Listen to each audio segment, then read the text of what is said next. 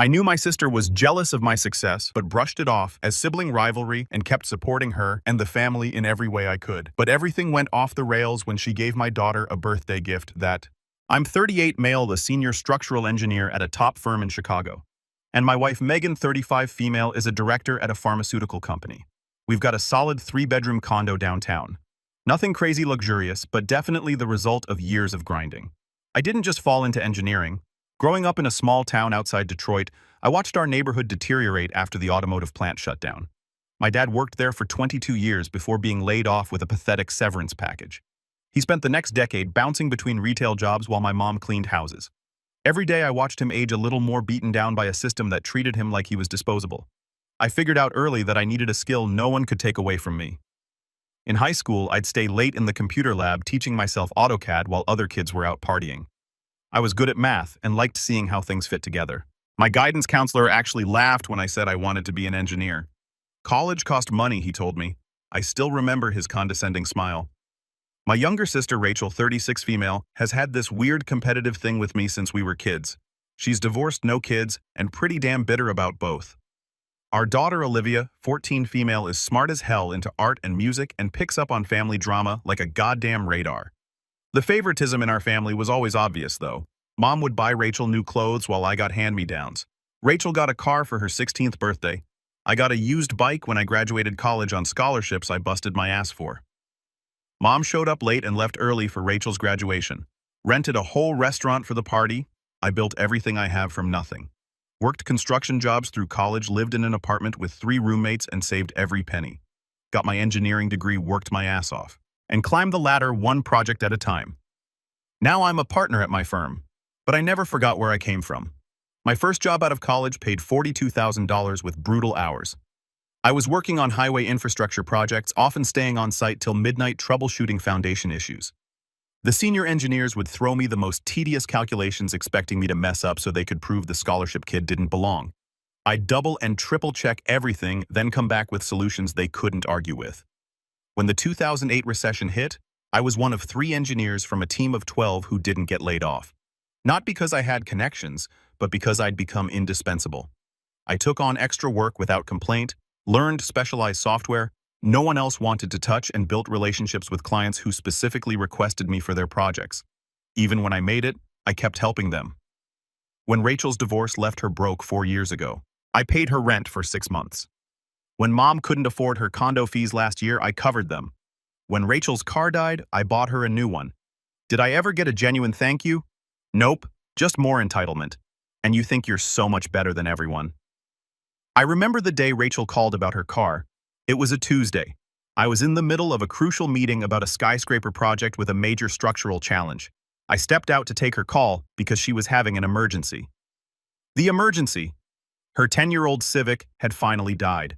She needed $27,000 for a brand new Mazda CX-5, not a used car, not something practical. She deserved a new SUV. I transferred the money that afternoon. Her response, "Well, I guess this makes us even for all those times Mom favored you as a kid." There was never any actual favoritism toward me. In fact, it was the complete opposite. Rachel especially resents Megan. She can't stand that my wife has everything she doesn't. A happy marriage, a great kid, a killer career, and financial stability. She's made snide comments about it for years. Last Thanksgiving, she accidentally spilled wine on Megan's new dress, then said, "Oh, sorry, I forgot some of us can't just buy whatever we want." At Olivia's school play, she cornered Megan and spent 20 minutes explaining how corporate careers damage mother-child bonds. When we remodeled our condo, she walked in and said, "Must be nice playing house," while the rest of us struggled to survive. Then there was the family reunion last summer. Megan spent weeks coordinating everything, reserving the venue, arranging catering. Rachel showed up 3 hours late, complained about everything, then pulled me aside to say, "Your wife seems stressed." I guess not everyone is cut out for managing both a career and family events. Some women just can't handle the pressure. The worst part was seeing Megan's face when she overheard. She'd been putting up with this crap for years, never complaining. Rachel's passive-aggressive tactics weren't just about material things. When Megan got promoted to director last year, Rachel sent her a congratulations email, seeing the entire family with links to studies about how children of career-focused mothers have higher rates of depression. When Olivia won a regional art competition, Rachel posted on Facebook about how some kids have all the advantages and how nepotism starts young these days. I always brushed it off as bitterness. She's going through a rough patch. I tell Megan she doesn't mean it. Megan, being way more patient than I deserve, would just smile and let it go. Megan has always been the level-headed one. We met during my second year at the engineering firm when her pharmaceutical company contracted us to design their new research facility. While other executives sent emails with vague requirements, Megan would show up in person with detailed specifications and practical solutions. She respected my expertise while I respected hers. No games, no drama, just two professionals who recognized each other's value. Last week, Rachel was acting weird when we met up for coffee. She kept asking these oddly specific questions about our place, my job finances stuff she normally doesn't care about. She also asked about Olivia's birthday party, who was coming, what time, what gifts we bought. I brushed it off, thinking maybe she was just making conversation. The day before Olivia's birthday was hectic. We spent hours setting up our condo, hanging decorations, ordering food from Olivia's favorite places, and arranging the gifts. Olivia was excited but trying to play it cool like teenagers do. "Dad, did you really invite Aunt Rachel?" she asked while helping me move furniture. "Yeah, she's family." Olivia gave me that look kids give when they understand more than they let on. "She's always so mean to Mom." "She's got her own issues," I said, not wanting to trash talk my sister to my kid. "Just be polite and we'll get through it." Olivia nodded. But I could tell she wasn't thrilled. She's always been sensitive to family dynamics, especially how her aunt treats her mom. I remember the first time Olivia picked up on the tension. She was 9, and we were at my mother's house for Christmas. Rachel made some comment about Megan's parenting, and Olivia quietly slipped her hand into Megan's. Later that night, she asked me, "Why doesn't Aunt Rachel like us kids see through the things adults try to hide?" That evening, my mom called to confirm she was coming. "I hear you're throwing quite the extravagant party," she said, that familiar judgmental tone creeping in. "It's not extravagant, Mom. It's just a normal birthday for a 14-year-old. "Well, not all of us can afford normal like you and Megan," she replied. I changed the subject, asking if she needed a ride. After hanging up, Megan noticed my expression. "Your mom again?" she asked. "Yeah, same old crap," I said. "She and Rachel are coming tomorrow. Fair warning, Megan. I'll be on my best behavior if they will." "That's the spirit," I said, kissing her forehead. "How bad could it be?" It's just one afternoon, the night before the party. I double-checked all our preparations while Megan finalized the cake order. Olivia was texting with friends, excited about tomorrow. Everything looked normal on the surface, but something felt off, like when a structure passes every inspection. But your gut says it's one load away from failing. I've learned to trust that instinct at work. I should have trusted it at home too. Olivia's birthday fell on a Saturday, which worked out perfectly for the party. I woke up early to pick up the cake, and by the time I got back, Megan had breakfast going and Olivia was helping set up the last decorations. "You excited for your big day, kiddo?" I asked, sliding the cake into the fridge. "Yeah," she smiled. "Thanks for doing all this, Dad." A few of Olivia's friends were coming at noon, and family was scheduled for 2 o'clock in the afternoon. I was hoping we'd get the fun part of the day in before the family drama started. I spent the morning watching Olivia open our gifts, the new drawing tablet she'd been wanting for months, some art supplies, and tickets to a concert she was excited about. Seeing her genuine happiness made all the work worth it. This is what I'd been building toward all these years. Not just financial security, but being able to give my kid the kind of childhood I never had. The morning went smoothly. Olivia's friends arrived. A group of giggling teenage girls who immediately disappeared into Olivia's room with pizza and snacks. Around 1:30, they emerged to hang out in the living room just as we were setting up for the family portion. At exactly 2 o'clock in the afternoon, the doorbell rang. Mom walked in first, followed by Rachel. Mom was dressed like she was going to a fancy brunch, not a teenager's birthday party. Rachel looked like she'd put extra effort into her appearance too. Designer outfit, perfect makeup, hair done. She was clearly trying to open up to Megan, who was in comfortable jeans and a nice top. "Happy birthday to my favorite granddaughter," Mom announced, as if she had other grandchildren to compare Olivia to. She handed Olivia an envelope that probably contained a check for exactly $50, same as every year. Rachel's greeting was stiff. "Happy birthday, Olivia." She glanced around our condo with that familiar look of assessment and judgment. One of Olivia's friends whispered something and the girls giggled. Rachel shot them an irritated look. "Your place looks cozy," Rachel said to Megan in that tone that suggested our 18,800-foot Chicago condo was somehow inadequate. "Still haven't redecorated the kitchen." "Haven't needed to," Megan replied smoothly. It works perfectly for us. I noticed Rachel studying our living room, eyes lingering on the new furniture we bought last month. I could practically see her calculating the cost in her head. This was her usual MO, mentally inventorying our possessions, looking for evidence of our excessive lifestyle that she could complain about later. We moved to the living room where Olivia's friends were gathered around her. After some awkward small talk, it was time for cake and presents. We cut the cake and then Olivia started opening gifts from her friends. Then Rachel stepped forward with a small, beautifully wrapped box. "This is from me and Grandma," she said with a strange eagerness in her voice. "We picked it out, especially for you." As Olivia reached for it, some instinct made me ask, "Where'd you get that?" "Rachel?" She looked surprised at my question. "From a boutique downtown." Why I shrugged, not wanting to create tension in front of Olivia's friends. Olivia carefully untied the ribbon and opened the silver wrapping paper, revealing a small jewelry box. "Oh, it's so pretty," she said, examining the box before opening it. Inside was a silver bracelet with small charms. It looked harmless enough. "It's beautiful," Olivia exclaimed, holding it up. "Thanks, Aunt Rachel and Grandma." She slipped it onto her wrist. And that's when everything went to hell. 1 second. Olivia was smiling, admiring the bracelet. The next, her expression completely changed. Her eyes went wide, pupils dilating rapidly, her hands started shaking. "Olivia," Megan called, voice rising with concern. Olivia didn't respond. The color drained from her face, her lips turning a scary shade of blue. Then her entire body went rigid, and a series of small rapid pulses of light emitted from one of the bracelet's charms, almost imperceptible unless you were looking directly at it. Suddenly, Olivia's body began to convulse violently. Megan screamed, rushing to her. Olivia collapsed to the floor, her body seizing uncontrollably. Megan tried to hold her, protect her head, while I fumbled for my phone to call 911. "My daughter is having a seizure," I told the dispatcher, trying to stay calm. "We need an ambulance now." While talking to the dispatcher, I was mentally cataloging Olivia's symptoms with the systematic approach I use for structural emergencies. Seizure duration approximately 45 seconds and counting. Breathing labored but present, color returning slightly but still pale. I knew from first aid training that timing the seizure was critical information for the medical team. Olivia's friends were screaming, backing away in terror. One of them tried to help Megan stabilize Olivia's head. But what I'll never forget, what still makes my blood boil, is what happened next. "Is the show too much for everyone?" I heard my mother say with a freaking laugh in her voice.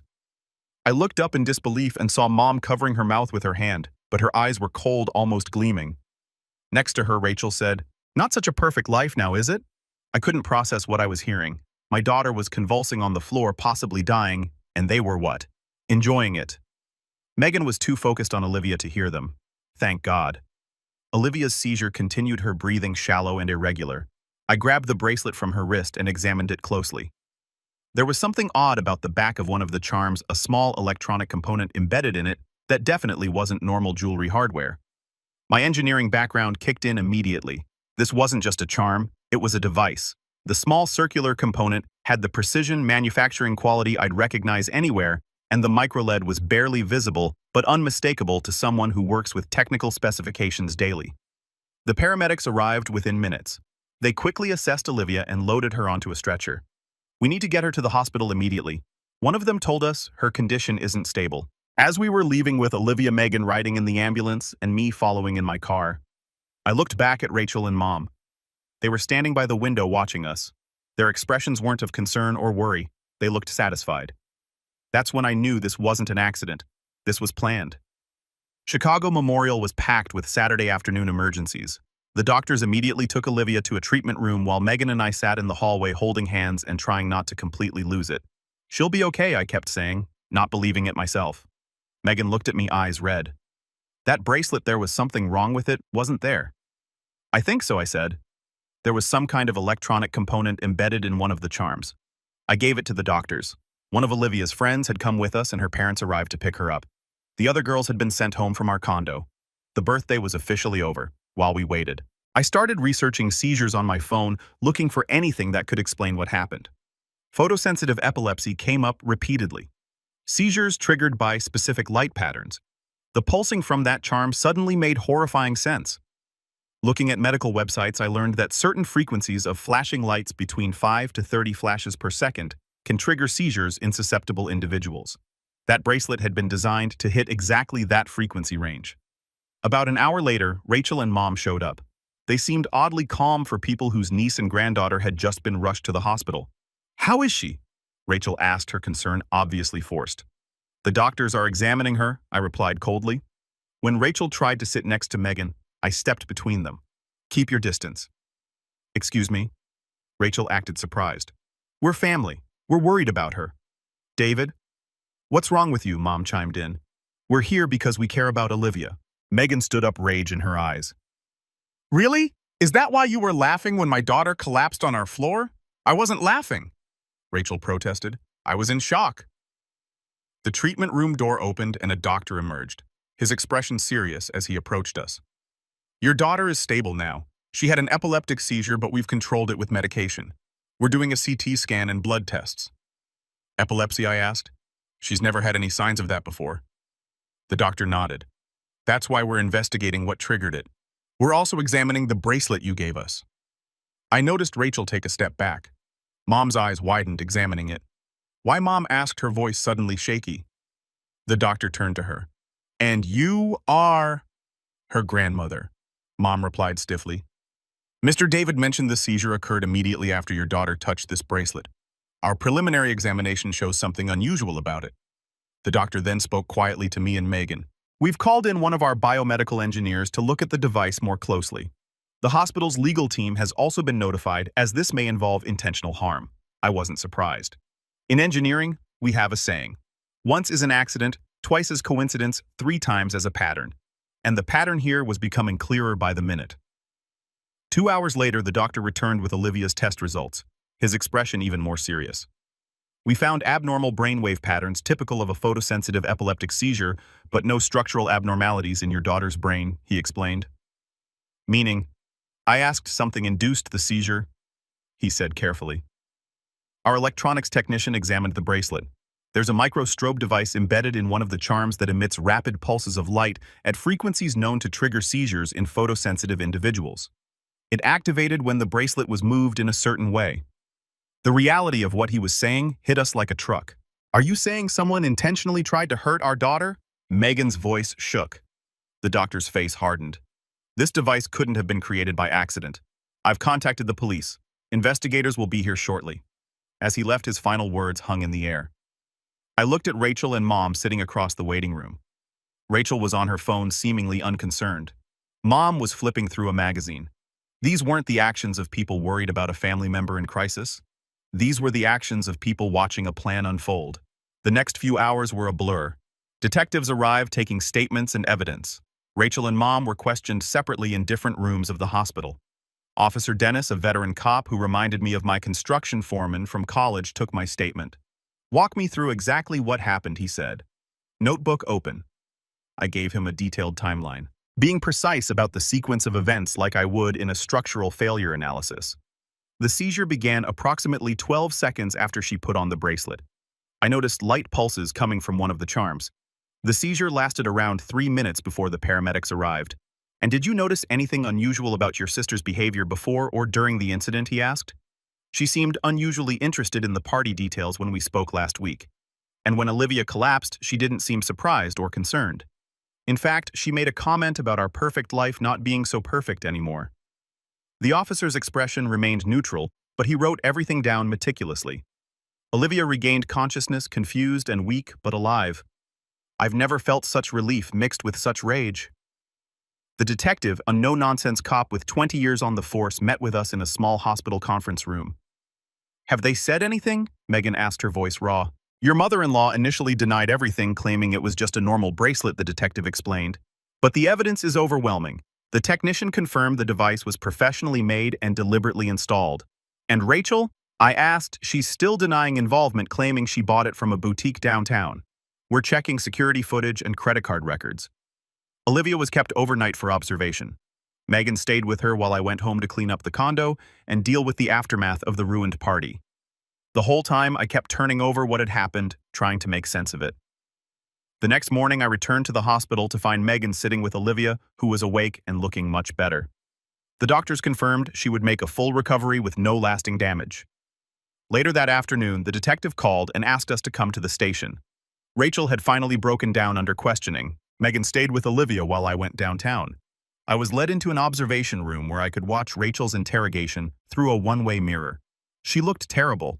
Makeup smeared, hair a mess. I just wanted to wipe that smug look off her face, Rachel was saying, her voice rising. Perfect Megan with her perfect life and her perfect daughter and her perfect husband. Do you know what it's like to have nothing while your brother has everything? To have him throw his charity in your face year after year? So you tried to hurt a 14-year-old girl, the interrogator asked. I didn't want to kill her. Rachel screamed, tears streaming down her face. I just wanted to break what I couldn't have. I wanted Megan to know what it feels like to have your life shattered. I wanted her to suffer for once. And the device in the bracelet. I found a guy online who makes electronics. I told him I needed something that could trigger a seizure. Paid him in cash. She laughed bitterly. It wasn't even that expensive. And your mother's involvement? Rachel hesitated. She knew. I told her what the bracelet would do. She thought it would be funny.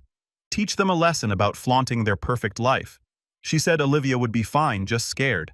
I felt sick watching her confess. The pure hatred in her voice when she talked about Megan, about our family. It was like listening to a stranger. The detective entered the observation room. We'll be pressing charges for aggravated assault, reckless endangerment, and conspiracy. The DA might add more. Your mother will be charged as an accessory. Good, I said. I want them both to pay for this. I've been doing this job for 20 years, the detective said. Family cases are always the worst. I'm sorry you're going through this. I nodded, unable to find words. My sister had tried to break my family out of pure spite and jealousy, and my mother didn't even try to stop it. On the drive home, I called our family lawyer, Marcus, who helped us with estate planning last year. I need advice on restraining orders and a civil suit, I told him, explaining the situation. Jesus Christ, was his response. I'll clear my schedule. Come in tomorrow morning. Bring all the police reports and medical documentation you have. I thought about what Rachel had said about wanting to break what she couldn't have. The jealousy had been festering for years, but I never imagined it would lead to this. People talk about blood being thicker than water, but in my experience, blood can sometimes be toxic. The Monday after the incident, Megan and I met with Marcus at his downtown office. He'd already reviewed the preliminary police reports I had emailed him and had a clear strategy laid out. We're pursuing this on 3 fronts, he explained, laying out documents on his desk. Criminal charges, which the DA is handling. A civil lawsuit for medical expenses, emotional distress, and punitive damages. And restraining orders to keep both your sister and mother away from your family. I appreciated his methodical approach. It matched how I'd handle a complex engineering problem. Break it down into components, address each systematically.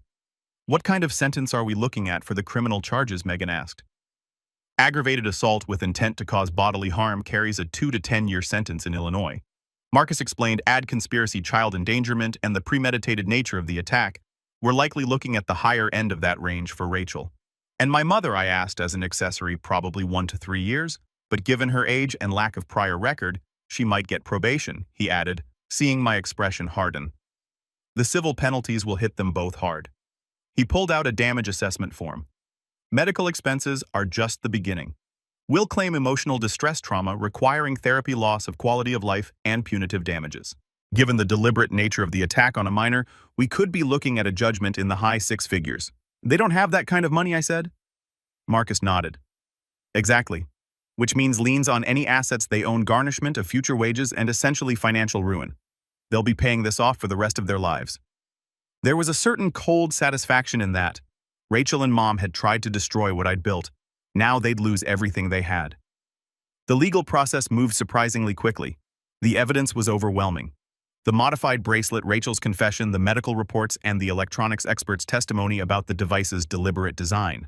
Rachel's lawyer pushed for a plea deal, hoping to reduce the charges. I refused to agree to anything less than the maximum. She tried to put my daughter in the hospital. I told the DA during our meeting. She admitted she wanted to break my family. I want her to face every possible consequence. The DA, a sharp woman in her 50s who'd seen it all, nodded. I have 3 kids of my own. If someone did this to one of them, I'd feel exactly the same way. Rachel's preliminary hearing was scheduled for 2 weeks after the incident. Megan and I sat in the courtroom watching as she was led in wearing an orange jumpsuit. She looked nothing like the polished, smug person who had walked into our condo that Saturday. Her eyes were hollow, her hair limp. She didn't look at us once. Her lawyer attempted to argue for bail, claiming she wasn't a flight risk and had strong community ties. The prosecution countered with the severity of the charges and the calculated nature of the attack. Your Honor, the prosecutor said the defendant purchased a device specifically designed to cause a seizure in a child. This wasn't a moment of passion or a mistake. This was a deliberate, planned attack on a 14-year-old girl. The judge denied bail. Rachel was led back out in handcuffs, and I felt nothing watching her go. My mother's hearing was the following day. Her lawyer tried to portray her as an unwitting participant who had no idea what the bracelet would do. The prosecution demolished this argument by playing the recording of Rachel's confession, where she clearly stated that our mother knew exactly what the bracelet was designed to do and thought it would be funny. My mother's eyes filled with tears as she was also denied bail. I watched her being led away and thought about all the times she'd chosen Rachel over me, all the years of favoritism and dismissal. Now she'd chosen Rachel one last time, and it had cost her everything. It's been 8 months since Olivia's birthday. She made a full physical recovery within days, but the psychological impact took longer to process. The doctors confirmed the seizure caused no permanent damage, and Olivia has been seeing a therapist to work through the trauma. I was proud of her strength, but furious that she had to develop that kind of resilience at 14. Kids shouldn't have to learn that family members can betray them so profoundly. The criminal trial was mercifully quick. Rachel's lawyer had nothing. The confession, the bracelet, the expert testimony, she was cooked. Rachel was charged with multiple felonies. Her court-appointed lawyer tried to push for a plea deal, but I refused to accept anything less than the maximum. The DA had a solid case, the modified bracelet, the confession, the medical evidence. In the end, Rachel got 6 years for aggravated assault and reckless endangerment. Mom was charged as an accessory and got 3 years probation plus a mandatory psychiatric evaluation due to her age. The judge's words to her still ring in my ears. As a mother and grandmother, your actions are particularly disturbing. You betrayed the most fundamental trust. The civil case hit hard. $750,000 against Rachel and $250,000 against my mother. Every penny went into Olivia's college fund. They'll be paying for this long after the memory fades, which for me, it never will. Neither of them had anywhere near those resources, which was exactly the point. I wanted consequences that would follow them for decades, just as the memory of watching my daughter collapse would follow me. The financial fallout was immediate. I cut them both off completely. No more support, no more bailouts, nothing. Mom's condo association foreclosed when she couldn't make the payments without my help. She had to sell most of her possessions and move into a subsidized senior apartment. Rachel's apartment was likewise repossessed, her belongings sold to pay legal fees. The court ordered that all Rachel's future earnings be garnished at 25% until the judgment was paid off. Given the felony conviction, her employment prospects were bleak. For someone who had always been obsessed with status and appearance, this financial ruin was its own form of justice. But the money wasn't enough. We weren't taking any chances. We also secured permanent restraining orders against both of them. They can't come within 500 feet of our home, Olivia's school, or our workplaces. They're barred from contacting us by phone, email, social media, or through third parties. Any violation means immediate jail time for Rachel after her release, or immediate incarceration for my mother. I had our locks changed, upgraded our security system, and made sure Olivia's school knew exactly who was and wasn't allowed to pick her up. I've never been paranoid, but when someone in your family tries to hurt your kid, you take every precaution. 2 months after the sentencing, Mom showed up at our building. The doorman called up and I went down to meet her in the lobby. I didn't invite her upstairs. "David, please," she begged, looking older and smaller than I remembered. "I made a terrible mistake. I need your help," with what I asked coldly. "I can't live on Social Security alone, and Rachel needs commissary money. The conditions in there are, I cut her off." "Not my problem. Not anymore. She's your sister," Mom said, her voice cracking. "I'm your mother. You should have thought about that before you helped her try to hurt my daughter. You knew exactly what you were doing. You watched my daughter collapse and you laughed. David, we're done. Don't come here again." I turned to the doorman. "She's not welcome in this building ever." I walked away without looking back. In my pocket, my phone buzzed with a text from Megan. "Everything okay?" I texted back. "All good. Taking out the trash." That night, Megan and I sat on our balcony after Olivia went to bed. We talked about changing our phone numbers, maybe even moving to a different part of the city. "Do you think we're being too harsh?" Megan asked, though I could tell from her tone she didn't really think so. "They tried to hurt our kid," I said simply. "There's no coming back from that." Megan nodded. I just keep thinking about what Rachel said in her confession about wanting to burn what she couldn't have. Some people can't stand seeing others happy, I said, especially if they think they deserve that happiness more. The weeks after the sentencing, I focused entirely on strengthening what really mattered. My relationship with Megan and Olivia, I delegated more at work to be home earlier. We started a Friday movie night tradition.